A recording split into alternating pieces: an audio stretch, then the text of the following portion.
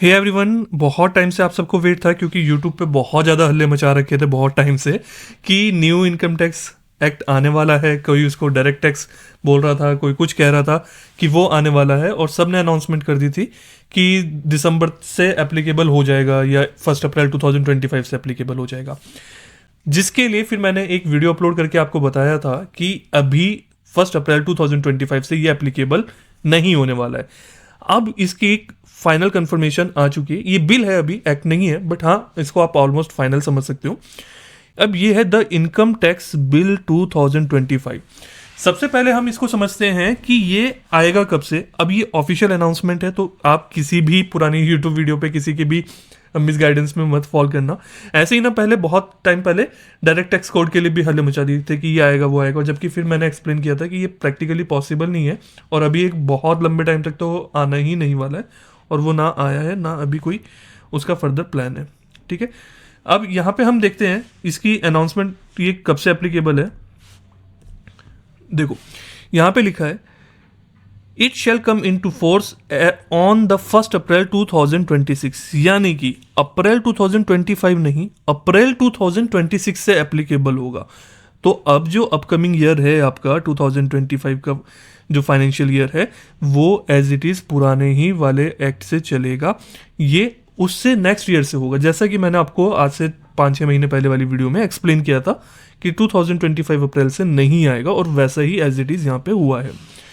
अच्छा, अब इसमें समझते हैं कि मेन अब क्या फ़र्क आने वाला है, क्योंकि देखो आएगा तो है ही 2026 में, कैसे क्या क्या चेंजेस आएंगे और उसका इम्पैक्ट आपके ऊपर कैसे होगा। अगर आपने ऑलरेडी सीख चुके हो तो कैसे चीज़ों को मैनेज करना है, और अगर आप सीखने का प्लान कर रहे हो तो आपको कैसे करना है, उन सारी चीज़ों को समझते हैं।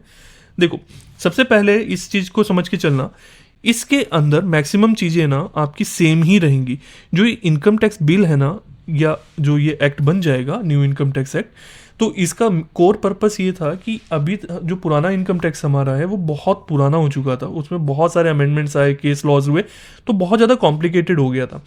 तो इसका मेन पर्पस गवर्नमेंट का है कि सारी चीज़ों को ना एक सिंपल लैंग्वेज में एक जगह दोबारा से रीड्राफ्ट कर दिया जाए।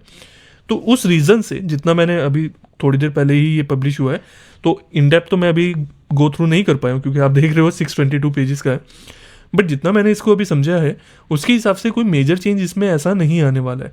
सारी चीज़ें जो आप ऑलरेडी पढ़ चुके हो या पढ़ रहे हो वो सेम ही रहेंगी। उसमें जो चेंजेस थोड़े बहुत रहेंगे बाद में वो हम समझ लेंगे, कोई ऐसा मेजर नहीं है। सिर्फ फ़र्क क्या होगा कि आपके ना जो सेक्शन नंबर्स हैं वो चेंज हो जाएंगे, प्रोविजंस के जो आपके क्लॉजेज हैं, प्रोविजंस हैं, सेक्शंस हैं, उनमें थोड़ा मॉडिफिकेशन नंबर्स में आएगा, बट कंसेप्चुअली आपका लगभग सारा सेम ही रहेगा। ठीक है, हेड्स ऑफ इनकम है, जैसे सैलरी है, इनकम फ्रॉम सैलरी हो गया हमारा, सैलरी के अलावा फिर इनकम फ्रॉम हाउस प्रॉपर्टी हो गया, इनकम फ्रॉम पीजीबीपी जो हमारा रहता है वो वाला हमारा, देखो सब सेम ही चल रहा है, ऐसा कोई इसमें मेजर डिफरेंस नहीं है। एक मैं आपको ओवरऑल बताता हूँ, कैपिटल गेंस भी हमारा सब कुछ वैसा से ही है। ठीक है, फिर उसमें जब भी हमने पीजीबीपी में देखा था, maintenance of books of accounts की बात कर रहे हैं, टैक्स ऑडिट की बात कर रहे हैं, फिर अगर आप ऑनलाइन पेमेंट कर रहे हैं तो उसके रिलेटेड है। तो सारी चीज़ें आपकी वो ही रहनी है, सिर्फ सिंप्लीफाई फॉर्म में हो जाएगी।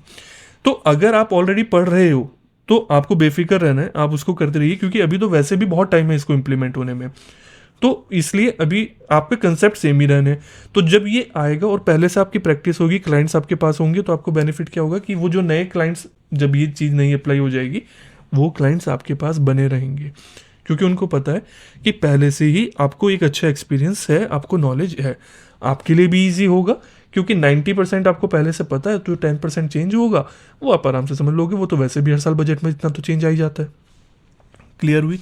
अच्छा, अब बात आती है कि अगर आपने ज्वाइन कर रखा है ऑलरेडी सीपीटीपी कोर्स तो ठीक है, अगर नहीं कर रखा है तो भी देखो, आप सीए पीयूष गुप्ता नेम से मोबाइल ऐप है वो डाउनलोड कर लेना। ठीक है, गूगल प्ले स्टोर पे जाना, सीए पीयूष गुप्ता नेम से मोबाइल ऐप डाउनलोड करना, वहाँ पर आपको एक कोर्स मिलेगा certified professional accountant and tax practitioners का।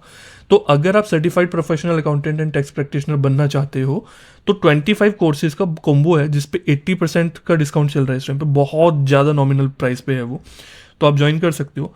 और ड्यूरिंग द वैलिडिटी अगर इसमें चेंजेस आते हैं किसी भी, चाहे जीएसटी या इनकम टैक्स या किसी में, वो आपको फ्री ऑफ कॉस्ट मिलेंगे, उसमें कोई बेफिक्र आपको रहना है टोटली। ठीक है, तो अभी आप बेफिक्र हो के स्टडी करते रहो। और इसमें जो जो चेंजेस आएंगे उसको मैं आपको यूट्यूब चैनल पे भी जहाँ तक पॉसिबल हो पाएगा मैं अपलोड करता रहूँगा। बस मेरी तरफ से आपको ये अलर्ट रहेगा, जो इधर उधर के चैनल में वो अफवाह फैलाते रहते ना, उनसे थोड़ा बच के रहो। ठीक है, चलो बाय बाय।